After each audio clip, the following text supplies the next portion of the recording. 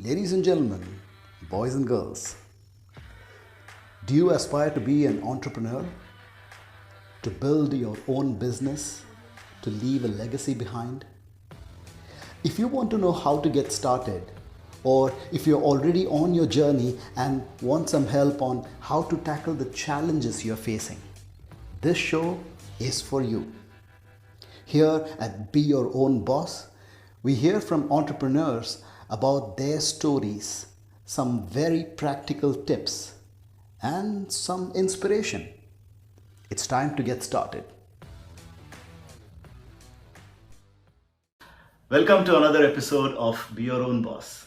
And this today is our first video interview. And I'm very happy, very excited to bring you this face-to-face interview. Our guest this week is Anastasia Grigoras, a life coach, a business coach, and NLP practitioner. And she helps businesses with trainings, soft skill trainings, personality development trainings, setting goals, creating vision boards, very important stuff for the business to fundamentally help the business stay rooted in what they want to do really. And also for individuals, she helps individuals transform their lives, because life coaching, it's all about getting the people to know themselves, right? And to realize what their potentials are, what their limiting beliefs are, and this way she helps people transform their lives. And Anastasia was born in Moldova, born and raised in Moldova, and she's been in Dubai for the last 8.5 years, right? Okay. Anastasia, welcome to the show. Thank you so much for taking our time and joining us here on the Be Your Own Boss. Thank you so much. It's my pleasure, and I'm so lucky that I'm the first one to have a live podcast with you. Exciting. So, Anastasia, let's start with your childhood. So tell us about your parents and your siblings and how things were back home. My parents are middle class people. They were born in a village actually, and then they moved to the capital where I lived for 20 years old, for 20 years. And they had normal jobs. My mom was working in the government, my dad was working in a factory, but they always tried their best to give me and my brother the best they could at that time. As you know, Moldova was part of Soviet Union. Yeah. Of course, I was not as affected as them and my brother, but still the mindset was there, and it was transferred to my generation also, the mindset of everyone should be equal, you should not strive for more, don't look for what's outside, just be grateful with what you have, work your ass off just to get that little salary that you have, don't raise your voice. So this kind of mindset that we had in Soviet Union, and we still had them after. Now things are changing. For the past years, I actually can see the change when I'm going home. Yeah. I have an older sibling. He's in Moldova there. He decided to live his life there, though he traveled a lot also.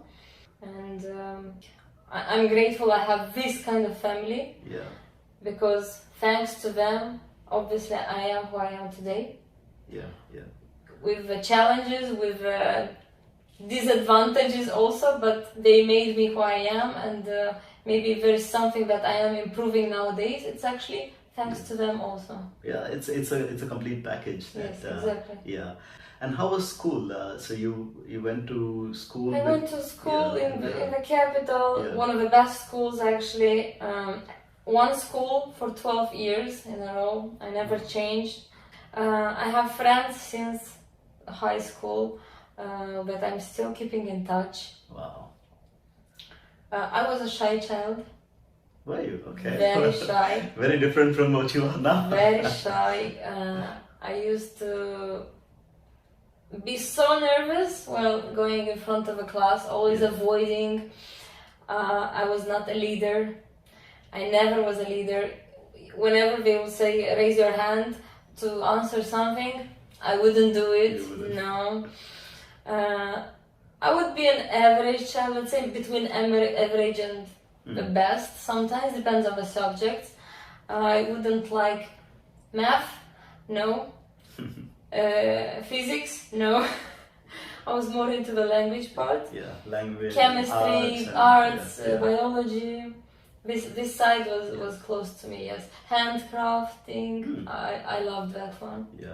Yeah. I think they say like there are these left-brained people and right-brained. So you were the right. I'm the right. I'm still the right one. Yes. Yeah, interesting. And so after school, then what did you go into? What kind of studies or further studies did you go into? It's interesting that I was not sure what I wanted, honestly. And maybe because I was this kind of shy child that I was not going into exploring more. I've tried a few times to have some extracurricular activities, some dance classes, some acting, but I never stayed for enough long in order to, okay, I want to do that. I developed a skill, I want to do that. I was not sure what I want. I just knew that I want something related to traveling. So what happened is that the summer after graduating high school, I went to Italy because my mom worked there also for a few years. Again, because of the economic situation in my country, she go abroad and work there. So that summer I went there. I worked for the whole summer. I made money for my college, and only last few days when you have to apply, my mom asked a friend of hers to apply, just apply to any university for her, because if I'm not there, I cannot apply by myself. So she's like, I can do that only in this university, and I can apply for tourism. And I'm like, okay, fine, just apply. So she applied. It's economics, but tourism faculty. So she applied. I came back from Italy in September, and I just started studying tourism. I liked it. I think it was just meant to be to do that. I liked it. 3 years of studies I did. I was the best one. In that class I was the best one. And after these 3 years, my parents were always into, you have to study more, you have to get another degree, either go for another university or go for masters. So I had to follow their lead and I applied for masters. However, this time masters was in marketing. Okay. I don't know why. So you did your bachelor's in tourism. In tourism, and then I did masters, yes. So I was working at the time in a tourism agency. Right. And at the same time, in the evenings, I would go for master. I don't remember anything from that master. It was not the best qualification, or not the best university maybe I chose. It was 2 years. But honestly, I don't have a value of what I've learned. It was not very intense. It was very at the surface. So now if you ask me something about it, I don't know, because also I didn't apply anything after. It was, so I studied it and that's it. And I completely shifted. And when you were in doing your masters, or even before that, when doing your degree, or before that in school, the kind of environment that was, did you have any aspirations, or did you think that one day you will become an entrepreneur that you have become like today? No, for sure not. And I didn't have friends also who that time who would be very aspiring, like in my nearest surroundings, that would be very aspiring to be businessmen or nothing as such. So I wouldn't have this motivation either. And actually, that time I was with my boyfriend. That time he wanted us to leave the country, maybe to go somewhere abroad. So this also maybe made me not actually think much ahead of what do I want to do in the country, because the plan was to leave the country. You eventually wanted to leave the country. And yes, because it was not good, and we knew that there's more benefits somewhere else to go. The plan was to go to US. I didn't get a visa, so I didn't get there. So, and you started when you worked and while you were doing your masters, right? So you're working in the tourism industry. Yes. What kind of job was it? It was just touristic agent, this is how we call it, and you just have to sell packages, organize the tours, and mainly to selling and organizing the clients. Whenever whoever is coming, you have to give all the information. You look for tickets, you look for tours, for hotels, and then you just see what fits them, and that's it. Once only, I think, only once I left for a tour, actually with someone, and that's it. I didn't stay long in that agency. What happened is that during summer times I would work in Italy, just like I did before I started my university, and it was making better money than being at home and working every month. So I chose this working in Italy for summertime. I would work maybe even from May till September. I was working in hotels, I worked in kitchen, I work in kind of a coffee shop where they sell bakery. Yeah. So for around 4-5 years in a row, all the summers I would work there. This would give me more money than being at home working every month. Yeah. Well, that's interesting. And also looking at the the transition that was happening in you, right? Like in school you were a shy child, but now you're going to Italy in summers, you're working there. Here at home you're working in mostly in selling, and sales it brings out the person in you, right? It just makes you have to talk to people, you have to talk to strangers and get them to buy the packages that you're selling. And so this was bringing a kind of you were changing as a person. That's why I said earlier, whatever was even my family gave me, even pluses as minuses, you take them as a package, they will help you anyway. So even my experience before being in Italy, I was working there without knowing the language. I was lucky, and 4 summers in a row I worked in the same place. The lady, the owner, she spoke English.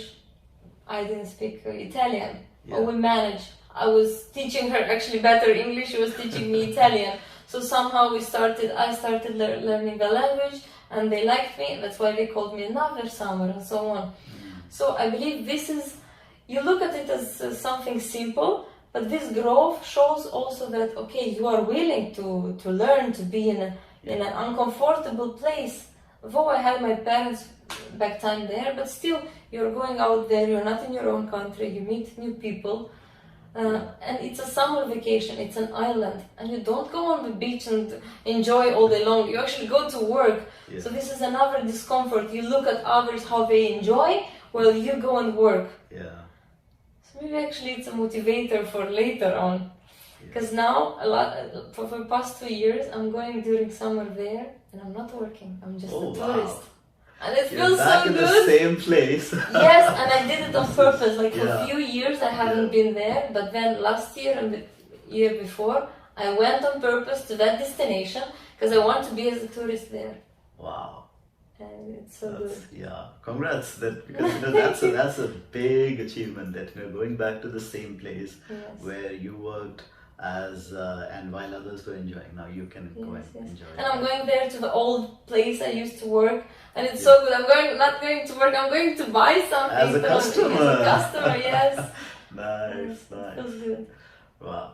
And so, when did the transition happen to come to Dubai? How did that happen? So as I said, during summer I was working there, during winter. So the last year before Dubai I got the job as a secretary during the winter time. I was okay, not much money, I was fine. And I have this friend of mine calling me from Dubai, a Moldovan friend. She said, listen, Fly Dubai is hiring cabin crew. They're coming to Moldova to hire. Would you be interested? And I'm like, I don't know. Okay, let's try. At that time I was married. Me and my husband were planning to go to US. no plans of coming to this part of the world. No, not in our thoughts at all. But then she said it's a good job and she was getting very good salary for that time for 8 years back. I said, why not? Okay, let's try. Yeah. I just went to the interview and I think this was the biggest interview I ever had in my life. The most important. And I passed and I came to Dubai. Nice. So your friend was working already with Yes, Fly Dubai yes. and Yes. And she told me about the old benefits. I'm like, okay, Yeah. let's try. Interesting. So then you joined Fly Dubai and I joined that's Fly when- Dubai as a Yeah. cabin crew. I worked for 8 years. Wow. This was also one of the biggest stepping stones Hmm. in becoming who I am. I grew a lot there, Yeah. you know, working with the people from different countries. One thing is you being in Dubai and working with people in your office with different nationalities. Yeah. Another thing is being on board every day, having different colleagues, Yeah. different passengers from different countries. It makes you stronger if you choose Yeah.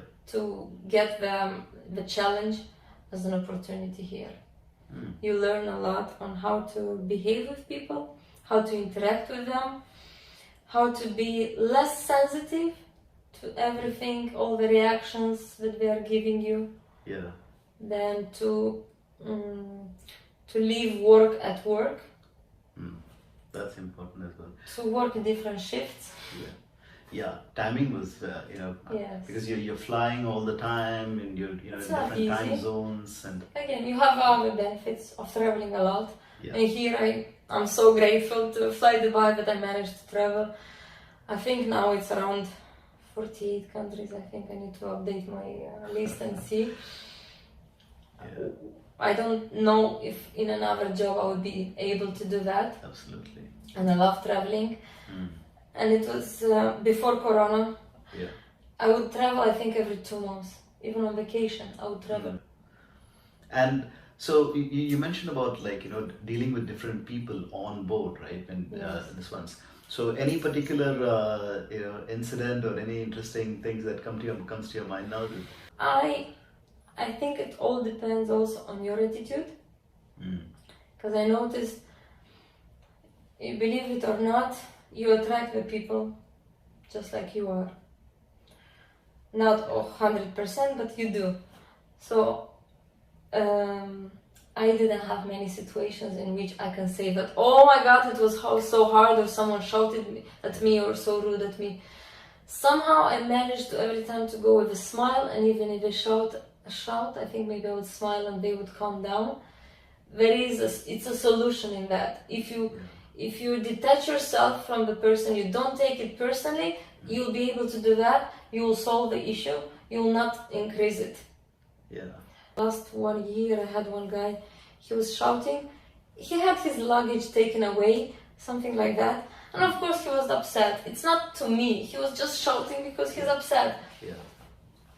Calm him down by, okay, asking him questions, not just telling him, calm down, everything will be fine. No, a lower voice.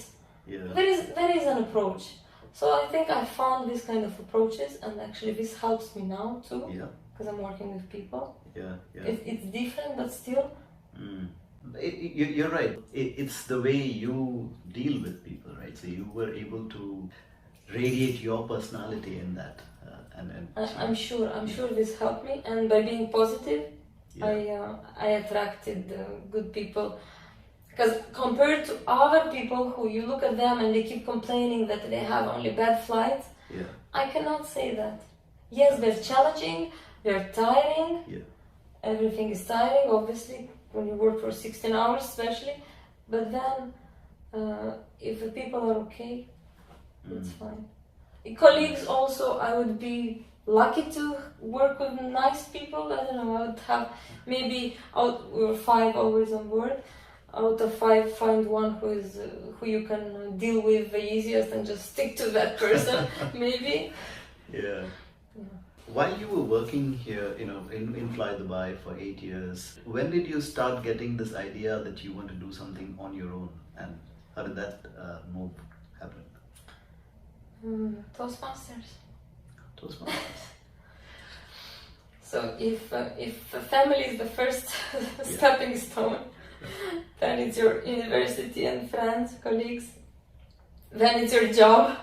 Yeah. Then here was Toastmaster was the last stepping stone that made my potential come out, explore myself and understanding that, okay, I think I'm good at this. I think I want to grow more. I think I want to do something related to it. Yeah.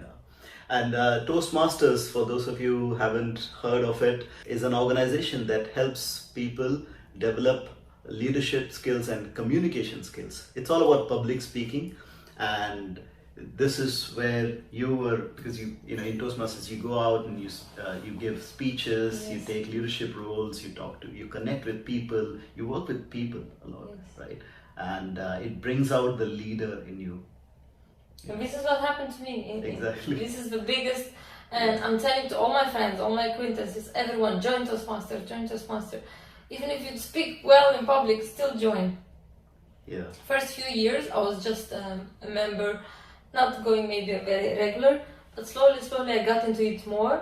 And I think when I was president, that was like the start of, oh, okay, I can be a leader. And even at work, I manifested myself better. It helped me. And then competitions. Yeah.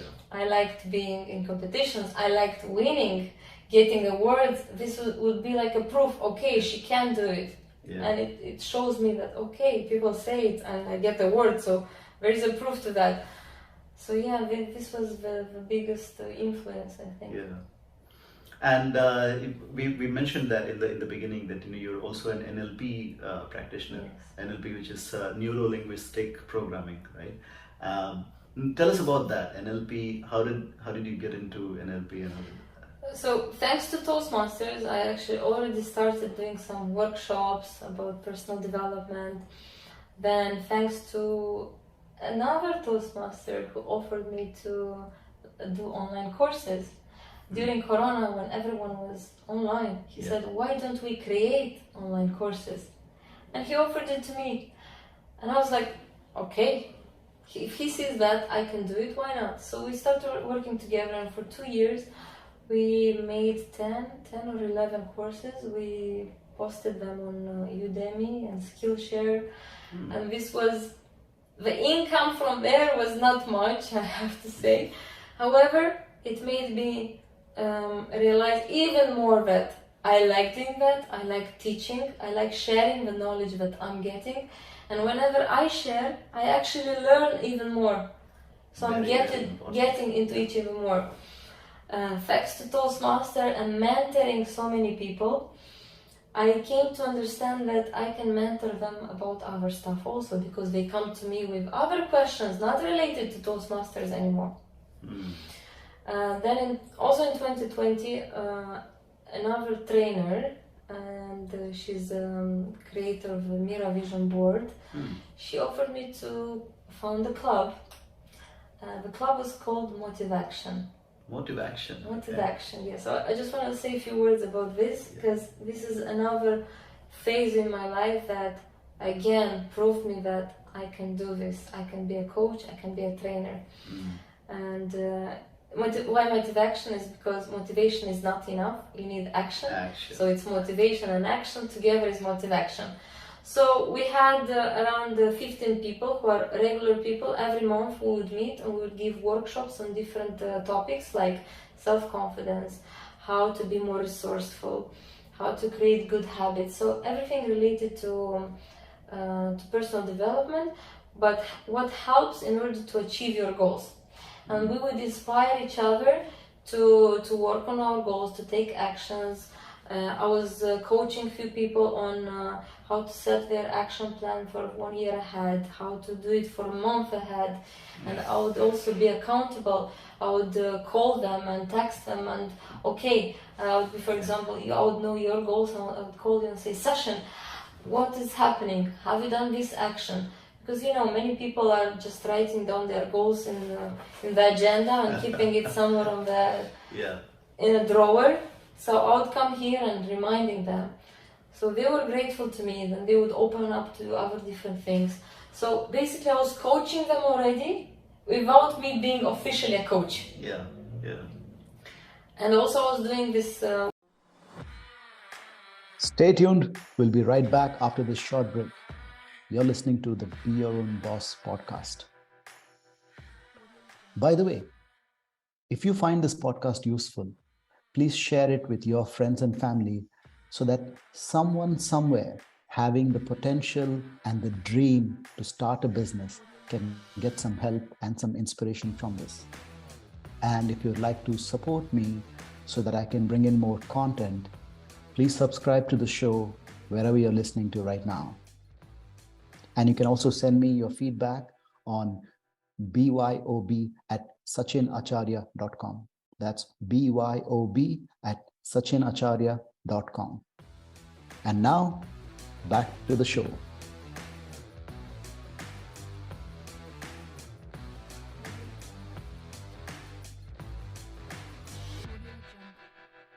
Workshops with like assisting this friend of mine who was a trainer, and then I liked it more and more. I already had the experience of Toastmasters. This made me understand that I can do it, so I went and I did my certification for train the trainer. Then I saw that okay, I'm already coaching people, let me get certified. So I saw I was looking for certification, and of course many people already told me about NLP, so I decided to do it, and I shifted then. When the change happened to me first, and then I'm actually helping others also to change through NLP basically. And what is NLP exactly? What does NLP do exactly? So neuro-linguistic programming. Let's focus on the programming part. The programming is our conditioning. It's all our experiences, all our memories, all our beliefs, values, emotions that we are getting throughout our life till up to date is creating our conditioning. However, the biggest part, of course, is in our childhood. And I believe we all know that all our beliefs, or most of them, we get from our family, school, friends, society, and so on. So we're absorbing so much, and we think this is actually ours, but many times it's maybe 1% is actually what we really decided that this is what I want to believe. So altogether is our programming.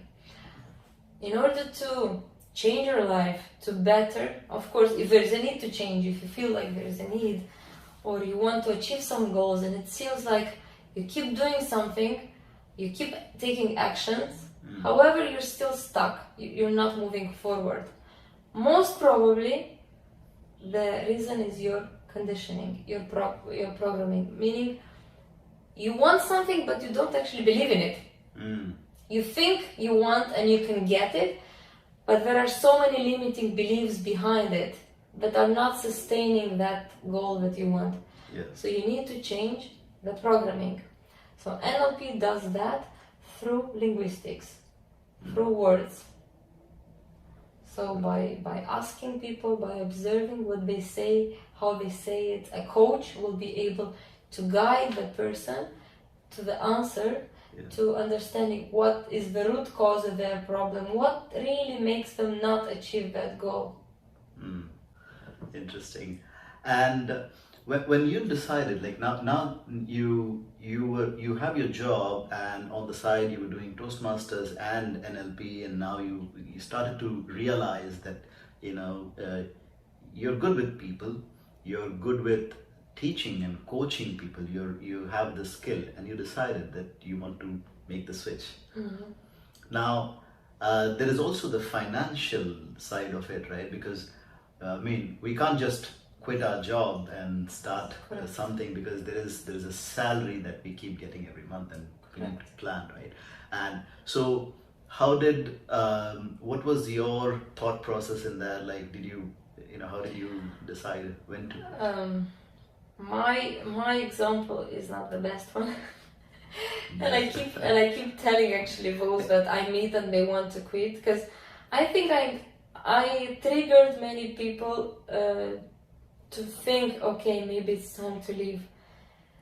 as I was working in Flight Dubai and were so many crew there. When I left, I told people I'm leaving.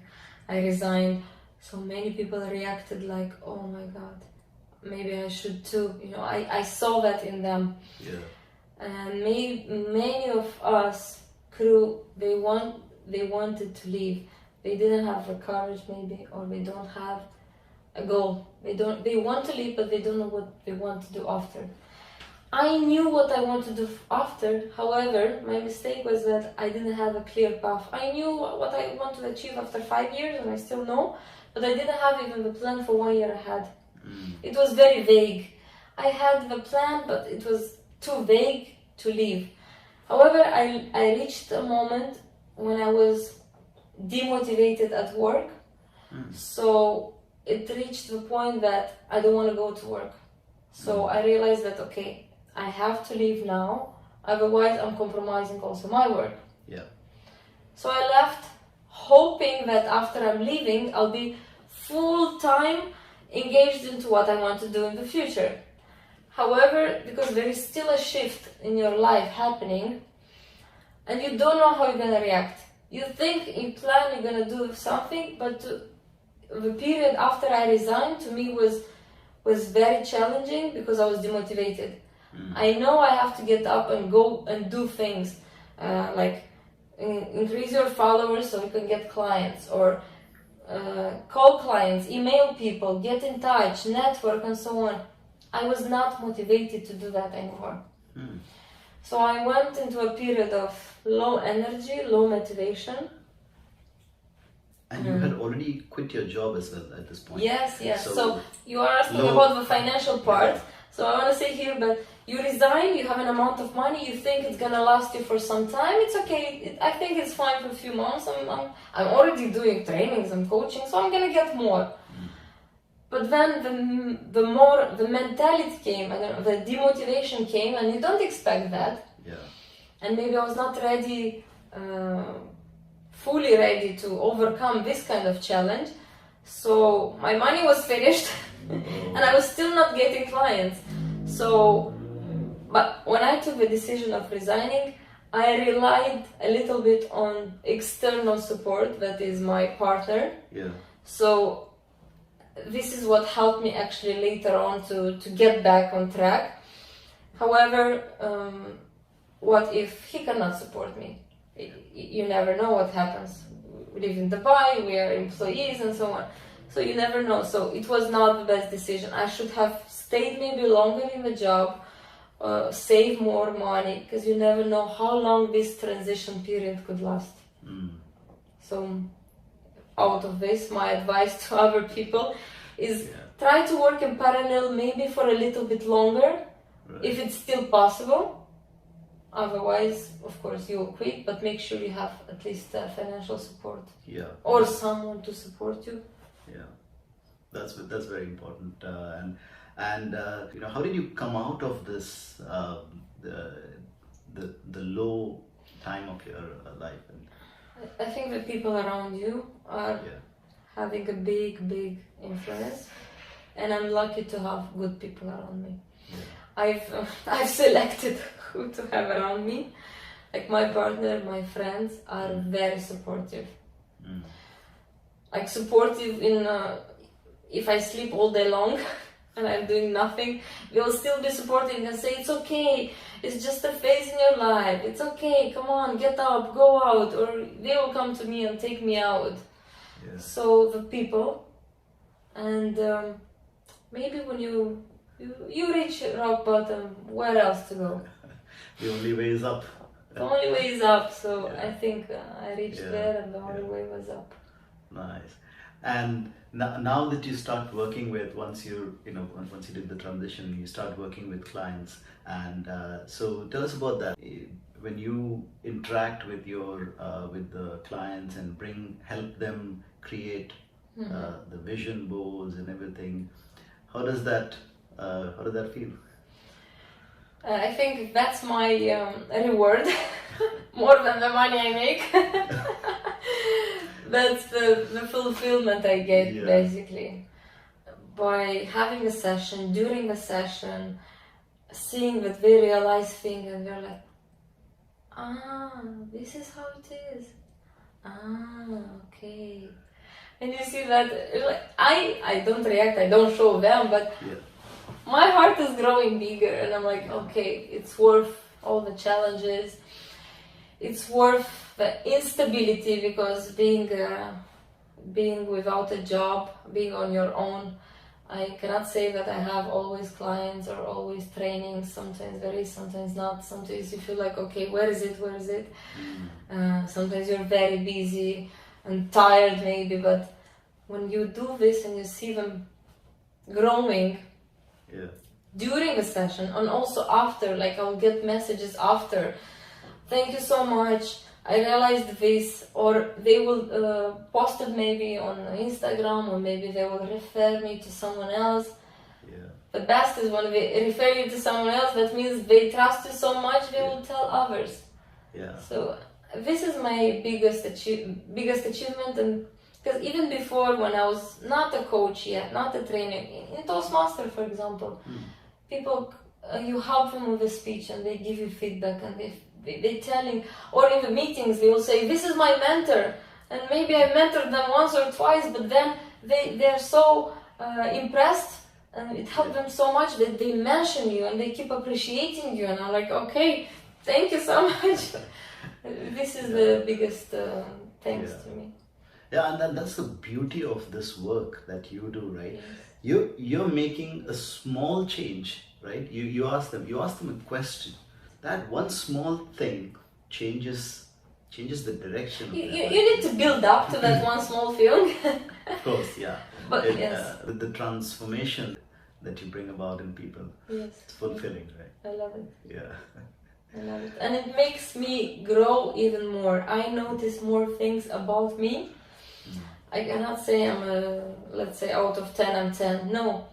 I know that I still have to grow. There's more for me to do, more to discover and do, and I grow while I train others. Because something comes out. Okay, I can do better here.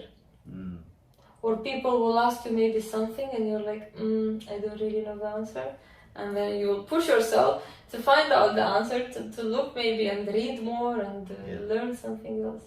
So the teacher learns as well. The teacher by teaching, yes, you learn the most. Like they say, by doing you learn the most. For me, it's by teaching I learn the most. Yes. So Anastasia, when you look back now at your journey, right? What are some of the? I mean, we all make mistakes when we, in the beginning, and so when you started, what are let's say the top 2 mistakes that you would say you made? Top 2.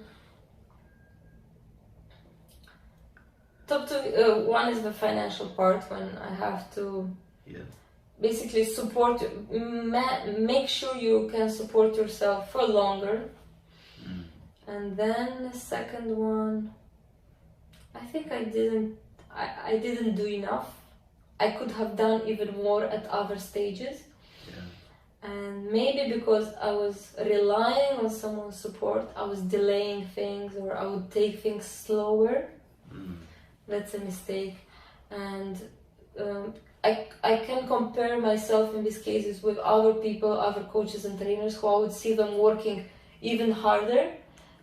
But then I'm like, it's okay. I have the support. Why do I need to do so much? But then I reached a moment where actually I didn't get the support anymore. So that's what pushes you also to work harder. And I would actually say maybe another mistake, or we'll include it in this one, take the opportunities, whatever are there, whatever. I think there were a few times when I got some offers, or maybe I would be asked, would you like to do that? And I would be like, it's not really in the direction I want to do. Okay, it's not really, but maybe that thing will take you back to your direction, or will give you even more, it will open even more doors. So a few times I said no, though I keep telling myself that I believe I'm taking so many opportunities, but I didn't take enough. You missed I missed few. Yeah. I don't know where would it take me. I don't know. Maybe nowhere. Yeah. But what if? Yeah. I don't know. Yeah. I heard someone say once that if you're confused, say yes. I like that. So yeah, opportunities. Now I'm doing that. But we cannot forget, if you have a goal, you stick to it. Yeah. You leave few doors open, let's say. Yeah. But you cannot say yes to everything. Yeah. Only when you're confused, maybe. Only when you're But confused. those who have a goal and they have a direction, I don't think they will be confused. Yeah, that is true. I mean, both sides, right? Focus is important. I mean, if you're focused on something, and the key to focus is saying no to the other things, so that you can stay focused on what you want. And but yeah, there are pros and cons of both. In this case, you can get a coach to make sure that when you stay focused, let them look to you. Are you missing some opportunities? Maybe you're too focused. Yeah. And you're missing something that can also lead you there. Some shortcuts, maybe even you can miss. So someone else can have a better view to what you do. Because if you're just like this, what's here and what's here. Yeah. That third party view is very important. Yes, That's why the coach plays a role. Exactly. And I notice more and more people understand this. Yeah. And they are approaching a coach because of this reason too. Yeah. So you see this transition now in the society in general, where people are investing in themselves, right? Yes. Like, to hire a coach, a life coach, is an investment in and I mean, if I look back in, let's say, 10 years ago, 15 years ago, this was not a big thing. As like, nobody would think of hiring a life coach. They would say that just get back to work, right? Yeah, it's like, why you are telling me what to do? And it's a limiting belief. Yeah. Why you're telling me what to do? Because maybe I see better, or maybe because I have more experience, or in this case, I just can ask you the right questions so you can find the answer. Yeah. So people are changing this belief because they see the results of people who are coached. That's why. Yeah. And the questions, that's the key here, right? Like, when you're working with someone, you ask them questions, and the answers or their solution comes from them. Yes, it's not like you're giving them exactly, and I love that about it. Yes. Yeah. And they are surprised actually.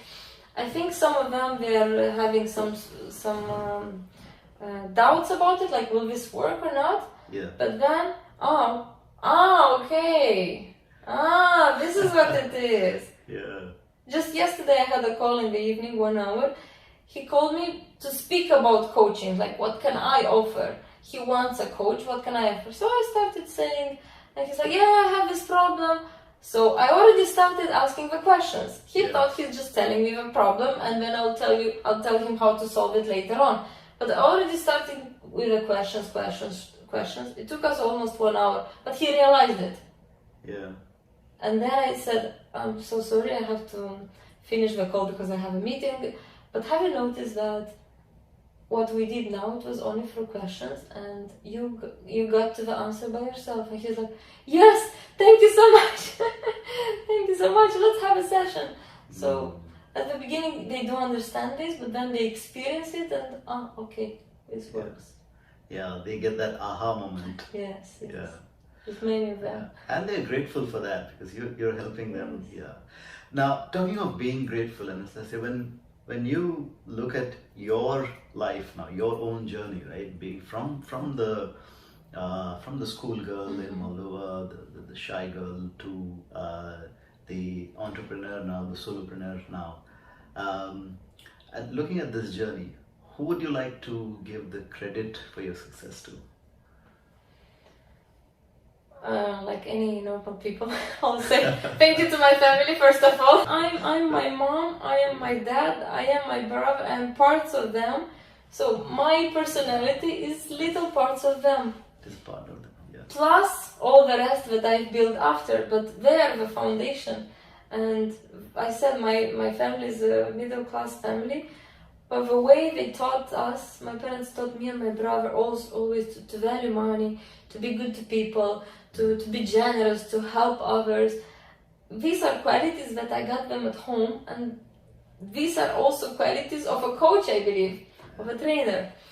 And then my friends, of course, I cannot say few in particular, like each one of them, they throughout their life they help you.